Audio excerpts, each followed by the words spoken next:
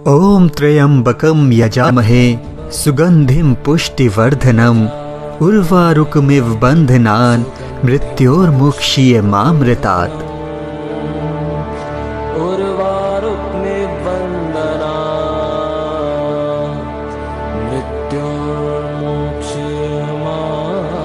दोस्तों, महामृत्युंजय मंत्र एक ऐसा मंत्र है जिससे मृत्यु भी घबराती है।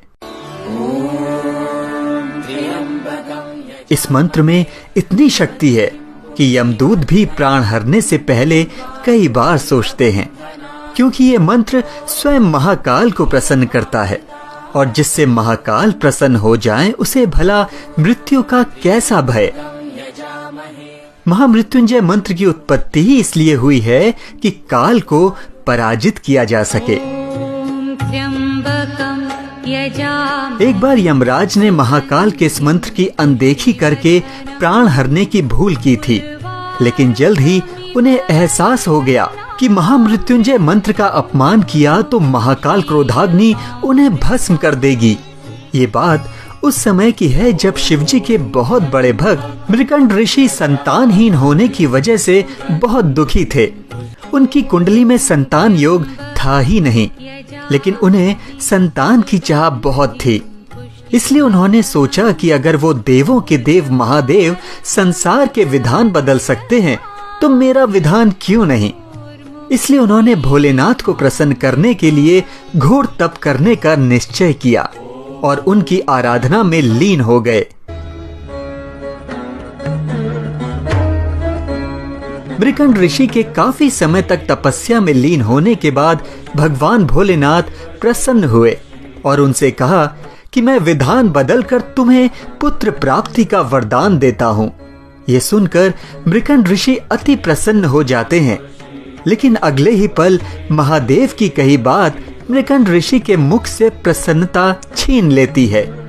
महादेव शिव उनसे कहते हैं कि पुत्र प्राप्ति की इस प्रसन्नता के साथ ही साथ तुम्हें जल्द ही बहुत बड़े दुख का भी सामना करना पड़ेगा, लेकिन वो दुख क्या होगा ये उन्होंने नहीं बताया। जल्द ही मृकंड ऋषि को पुत्र की प्राप्ति होती है, जिसका नाम मार्कंडेय पड़ा। मृकंड ऋषि अति प्रसन्न हुए, लेकिन जैसे ही ज्योतिषियों ने उन्हें बताया कि यह बालक अल्पायु है और इसकी आयु मात्र 12 वर्ष है, उनकी खुशी दुखों में बदल गई। पत्नी पर तो दुखों का पहाड़ टूट पड़ा। तभी मृकंड ऋषि अपनी पत्नी को आश्वस्त करते हैं कि जिन सदाशिव भगवान ने मार्कंडेय के जन्म का वरदान दिया वही उसके प्राणों की रक्षा भी करेंगे और दीर्घायु होने का वरदान देंगे। समय बीतने के साथ ही साथ मार्कंडेय बड़े होने लगे। मृकंड ऋषि ने उन्हें शिव मंत्र की दीक्षा दी, लेकिन समय के साथ साथ मृकंड और उनकी पत्नी की चिंता भी बढ़ती रही। माता पिता को परेशान देखकर मार्कंडेय ने इसका कारण पूछा तो माता ने मार्कंडेय को उसके अल्पायु होने की बात बता दी, लेकिन मार्कंडेय ने बिना परेशान हुए माता पिता को यह विश्वास दिलाया कि वो उनके दुख को दूर करने के लिए सदाशिव से दीर्घायु होने का वरदान अवश्य लेंगे। और इसके बाद मार्कंडेय ने शिवजी की आराधना के लिए महामृत्युंजय मंत्र की रचना की।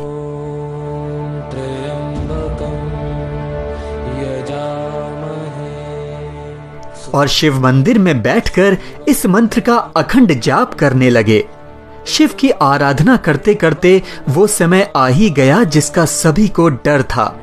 मार्कंडेय की आयु 12 वर्ष होते ही यमदूत उन्हें लेने आ गए, लेकिन जब यमदूतों ने देखा कि मार्कंडेय महाकाल की आराधना में लीन है तो उन्होंने थोड़ी देर प्रतीक्षा की, लेकिन मार्कंडेय महामृत्युंजय मंत्र का जाप करते ही रहे। समय बीत रहा था, लेकिन यमदूतों का साहस नहीं हुआ कि वो मंत्र का जाप कर रहे मार्कंडेय के प्राणों को हर सकें। वो वापस लौट गए और ये बात यमराज को बताई। ये सुनकर यमराज ने कहा कि मृकंड के पुत्र को मैं स्वयं लेकर आऊंगा, और इसके बाद यमराज मार्कंडेय को लेने उसके पास पहुंच गए। यमराज को अपने सामने देख मार्कंडेय जोर जोर से मंत्र का जाप करने लगे। और शिवलिंग से लिपट गए। ये देखकर यमराज ने मार्कंडे को शिवलिंग से खींचकर ले जाने की कोशिश की। तभी एक भयंकर हुंकार से धरती कांपने लगी और एक प्रचंड प्रकाश उत्पन्न हो गया, जिसमें से स्वयं महाकाल हाथों में त्रिशूल लिए प्रकट हुए। उन्होंने यमराज से कहा कि तुमने मेरी साधना में लीन भक्त के प्राणों को हरने का प्रयास कैसे किया? यमराज महाकाल के प्रचंड रूप को देखकर भयभीत हो जाते हैं और महाकाल से कहते हैं, हे भोलेनाथ, मैं आपका सेवक हूँ। आपने ही जीवों के प्राण हरने का निष्ठुर कार्य मुझे सौंपा है और मैं वही कार्य पूर्ण कर रहा हूँ। मुझे क्षमा करें। तब जाकर महाकाल का क्रोध शांत हुआ और उन्होंने कहा कि मैं अपने भक्त की आराधना से प्रसन्न हूँ और मैं इसे दीर्घायु होने का वरदान देता हूँ। अब तुम इसे नहीं ले जा सकते। इसके बाद यमराज ने कहा कि प्रभु, आपकी आज्ञा का मैं सम्मान करता हूँ। मैं अब से मार्कंडे द्वारा रचित महामृत्युंजय मंत्र का पाठ करने वाले किसी भी भक्त को कोई हानि नहीं पहुंचाऊंगा।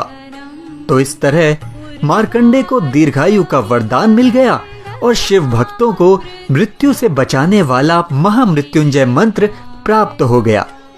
कहते हैं, सोमवार को महामृत्युंजय मंत्र का पाठ करने से महाकाल की कृपा होती है और कई असाध्य रोगों और मानसिक परेशानियों से छुटकारा मिलता है। जय महाकाल।